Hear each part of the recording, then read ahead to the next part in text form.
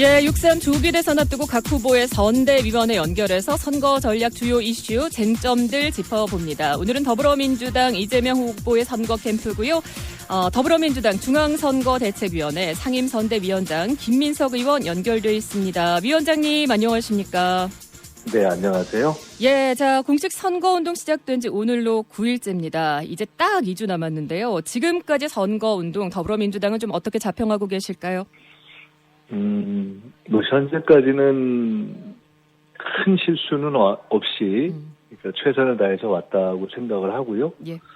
워낙에 국민들의 이제 큰 흐름이 내란을 정리하고 정권을 교체하자라는 쪽으로 큰 흐름이 잡혀 계시기 때문에 저희들이 그거를 가급적 잘 받들어서 또 말씀 잘 듣고 그 방향을 잘 이렇게 흐름에 맞춰가는 쪽으로 현재까지는 해오고 있고 또 다행히 어느 정도는 그런 흐름으로 가고 있는 거 아닌가 이렇게 생각합니다. 예.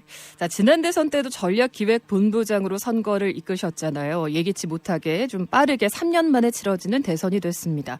그때도 이재명이다 하셨는데 국민들의 선택을 간발의 차로 좀 이끌어내지는 못했습니다. 당시 패인은 무엇이었고 3년 사이 많은 일이 있었습니다만 지금은 왜 이재명입니까? 그때 일을 평가하는 것보다 지금의 얘기를 말씀드리면 훨씬 쉬울 텐데요. 네. 여러 가지 정치적 경험이라든가 또는 개인적인 어려움들을 극복하면서 현재는 이재명 후보가 상당히 안정돼 있다고 볼 수 있죠. 전체 흐름으로 보면 저희가 김대중 대통령이 처음으로 정권 교체를 했던 97년 IMF 시기와 지금이 상당히 유사한 점이 있는데요. IMF 위기에 버금가거나 더하다고 할 수 있는 제2의 IMF라고도 할 만한 그런 경제 위기에 더구나 이제 군사 쿠데타로 인한 내란 상황까지 겹쳐서 굉장히 어려운 시기이고 이런 위기를 극복하는 데 있어서는 또 여러 가지 어려움을 극복해온 그런 내공이 상당히 맞아떨어지는 면이 있죠. 그래서 97년 정권 교체 당시에 김대중과 이번에 다시 정권 교체의 흐름이 잡혔을 때 이재명이 그런 맞아떨어지는 면이 있고요. 또 하나는 그 당시에도 소위 DJP라고 해서 김정필, 박태준 두 보수 지도자들이 힘을 합쳤었죠. 예. 근데 지금도 그런 의미에서는 원래 보수의 어떤 대변이 돼야 할 국민의힘이 워낙 이렇게 좀 흔들리고 있는 상황이고 그러다 보니까 합리적인 그런 어떤 나라를 생각하는 그런 보수의 상당한 분들이 이번에는 어차피 정권 교체를 해야 하고 현실적으로 개인적 역량에 있어서는 이재명 후보가 가장 앞서고 있기 때문에 힘을 합쳐서 위기를 극복해야 되는 것이 아닌가 이렇게 생각하는 흐름이 형성되고 있다는 점도 그때와 비슷한 것 같습니다. 그러니까 3년 전과 다시 비교해 본다면 그런 여러 가지 전체 흐름 속에서 그런 흐름을 받아 안을 정도로 이재명 후보나 또 저희 민주당이 비교적 안정이 되어 있다 이렇게 말씀드릴 수 있겠습니다. 예, 지난주 선거 초반에 대구 경북을 공략하셨는데 지난 이제 선거에서 후보가 또 최저 득표율을 받은 곳이기도 한데 국민의힘 개혁신당도 공교롭게 또 대구 경북을 선택했더라고요. 선거 운동 초반에. 더불어민주당에서 대구 경북의 표심 예의주시하면서 공들이고 계신 거 맞습니까? 대구 경북에서 저희가 이번에 전체 지역 득표율을 1등을 할 것이다라고 얘기하기는 어렵겠죠. 그렇지만은 지난 시기에 비해서 득표가 얼마나 올라갔는가 하는 성장 득표 신장률이라고 할까요? 예. 그것은 저희가 대구 경북에서 1위를 할 가능성이 상당히 있다고 봅니다. 아까 말씀처럼 전체적인 흐름 속에서 국민의힘이 흔들리고 있는 면도 있고요. 또 이 대구 경북이 어떻게 보면은 해방 이후에 우리나라의 그때그때 권력을 만들어온 중심으로서 나라가 어떻게 가야 되는가에 대한 판단을 해오신 그런 경험도 있고 이재명 후보가 민주당 출신의 첫 TK 대통령이 될 가능성이 대단히 높기 때문에 저희로서도 공을 들이고 있고 대구 경북의 입장에서도 이재명 후보를 선택하지 않을 이유가 없는 거 아닌가. 저희가 가끔 이재명 후보하고도 이제 그런 말씀을 나누는데 만약에 대통령이 당선이 되면 그 임기 5년 동안 정말 대구 경북에 사실은 대구 경북이 역대 보수 정권을 계속 창출해 왔지만 지역 발전이라든가 현재의 모습을 보면 저희가 보기에도 답답한 면이 많아서 이 지역 대구 경북의 발전이라는 점에 있어서 정말 획을 그을 정도로 성과를 내야 되는 것이 아니냐라는 이야기를 많이 하거든요. 예. 그래서 그리고 그런 성과를 만들어내는 역량에 있어서는 이재명 후보가 검증이 되어 있고 그래서 최근에 저희가 합류한 분들만 봐도 예.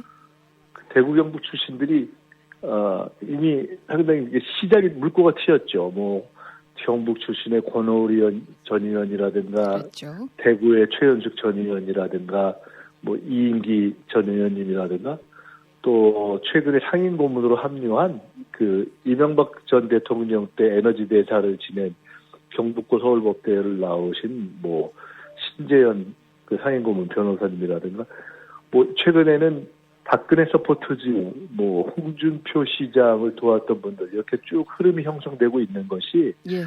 일종의 나비 효과의 시작으로 저희는 기대를 하고 있습니다. 그러면 이런 광범위한 외연 확장이 단순히 선거철에 중도 보수층을 공략하기 위한 전략이 아니라 민주당의 당 정체성이 확실히 더 오른쪽 중간지대로 뭐 방향성이라든가 정책도 이제 앞으로 변한다라는 의미일까요? 훨씬 넓어질 겁니다. 그 이재명 후보님하고 저하고 그런 얘기를 둘이 실제로 나눈 적이 있는데요. 제 스스로도 그런 얘기를 했었습니다. 이게 선거 때 일시적인 것이 아니라 우리 당이 실제로 중도 보수의 그라운드를 훨씬 넓혀야 된다라는 이야기를 제가 했고요. 예. 그러니까 후보님은 당연히 그렇게 원래 생각하고 계시고 그러니까 지금은 후보의 어떤 선거에 대한 입장뿐만 아니라 우리 당의 방향 또는 우리 전체적인 향후에 새로운 정부가 형성되면 정부와 나라의 방향도 이게 선진국의 초입에 안착하는 단계이기 때문에 중산층을 더 확대하고 과거에 비해서 여러 가지 정책 방향들이 이렇게 좌표 이동이 불가피한 측면들이 있거든요. 예. 그런 점에서 이재명 후보가 내세웠던 예를 들어 중도 보수론 이런 것은 결코 일시적인 것이 아니다. 지속적이고 이렇게 체계적으로 확대될 것이다. 이렇게 보고 알겠습니다. 가령 최근에 김상욱, 김용남, 어제 허은하 의원 젊은 보수들 이런 분들이 참여했지 않습니까? 예. 저는 일종의 민주보수 미래 세력들이 형성되고 있다고 봅니다. 그래서 대구 경북에서 정말 합리적이고 어떤 건강한 보수 정치를 지향하는 분들이 민주당에서 미래를 펼쳐나갈 수 있는 저는 가능성과 기대를 가지셔도 좋고 그런 예. 그라운드를 저희가 열겠다 하는 말씀을 드리겠습니다. 자, 후보의 선거운동에 사실 제약이 생길 뻔했죠.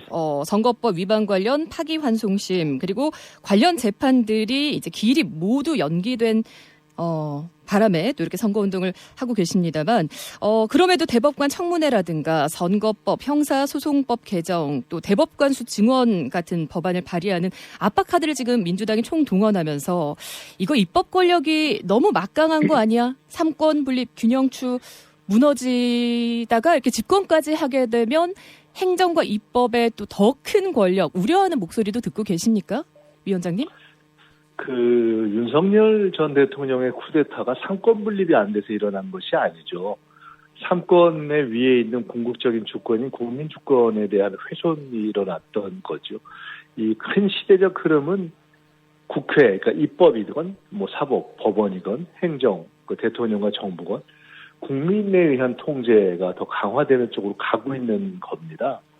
지금 대법원의 예를 들어 대법관의 확대라든가 예. 또는 어떤 법원 활동에 대한 공개 범위 또 투명성 이런 것은 입법, 사법, 행정 간의 상호 견제를 넘어서서 국민에 대한 어떤 권한과 통제가 강화되는 쪽으로 가는 것이기 때문에 그런 부분은 입법과 행정이 사법을 더 강제하는 측면이라기보다는 당연한 어떤 국민 권리의 확대라는 측면에서 필연적이라고 볼 수 있다고 저는 봅니다. 예, 영남권 공약도 좀 살펴보겠습니다.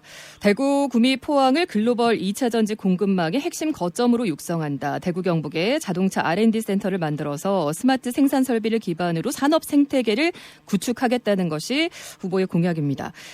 장기적으로는 이 방향성이 오를 텐데 당장 미국의 관세 압박에 직면해 있는 지역의 중소, 중견기업 입장에서 좀 먼 미래의 이야기로 들릴 수 있거든요. 당장 이 어려움에 처한 지역 경제 살리기 위한 마중물 이런 것들도 필요할 텐데요. 그거는 모든 지역, 모든 분야에 마찬가지입니다. 예. 그러니까 지금 우리가 마이너스 성장으로 가고 있는 최악의 상태에 지금 처해 있기 때문에 장기적으로 잠재 성장률을 회복하고 성장을 회복하기 위한 어떤 혁신적인 투자 이런 것이 필요한데 지금 말씀처럼 그것이 아주 초단기간에 성과를 내긴 어렵죠. 지금은 어떤 국민적인 구매력을 확보라든가 소비를 유통을 돌게 하는 이런 또 단기 처방도 필요한 것인데요. 예. 그 모든 것을 생각할 때 근데 더 정말 중요한 것이 뭐냐? 특히 가령 대구 경북. 저는 결국 사람의 문제라고 봅니다. 대구 경북에서 새로운 어떤 정부 또는 결합하고 새로운 비전을 가지고 그걸 실현시켜 나갈 수 있는 어떤 사람들, 그런 세력들이 정착하는 것이 매우 중요하다고 보고요. 대구 경북에 집권당이 없어서 발전을 안 한 거 아니지 않습니까? 내내 집권당이 많았지 않습니까? 국회의원도 집권당에 다 있었지 않습니까? 근데 왜 대구 경북의 경제가 안 돌아갔죠? 저는 그런 점에서 보면 근본적으로 한번 사람과 세력의 문제를 생각해보는 것이 중요하다고 보고 예. 그 전제 위에서 지금 말씀하신 중단기 과제와 단기 과제는 얼마든지 논의할 수 있다고 봅니다. 알겠습니다. 더불어민주당 중앙선대위 상임선대위원장이자 또 안전책임 TF 단장이신데 대구 경북 유권자 지역민들에게 또 마지막으로 하고 싶은 말씀 주시죠. 며칠 전에 이재명 후보가 대구 경북을 찾아서 우리가 남이가 과거엔 그런 말씀을 하셨는데 제명이가 남이가 예. 제명이가 남이가 이제 이런 말씀을 왜 저한테는 그런 얘기 안 해주세요? 이런 얘기를 하는 것을 본 적이 있습니다. 전통적인 의미의 지역주의, 연고로 도와달라는 뜻이 아니라 과거의 지역주의가 아니라 실력을 보고 이제 일할 수 있게 선택해달라는 말씀을 드린 건데요. 이재명 후보가 현재 있는 후보 중에 가장 준비되어 있고 실력으로 검증되어 있다는 것에 대해서는 사실은 큰 이견은 없을 거라고 봅니다. 이재명 후보가 이 어려운 시기에 일을 해서 나라를 살릴 수 있도록 도와주시고 그것이 아마 대구 경북 발전에도 저는 가장 최상의 선택이 될 것이다. 그리고 나아가서 저희들이 대구 경북의 아주 좋은 미래에 정치를 할 수 있는 분들과 함께 해 나가겠다 하는 말씀을 드립니다. 도와주십시오. 여기까지 하겠습니다. 더불어민주당 김민석 의원이었습니다. 고맙습니다. 고맙습니다.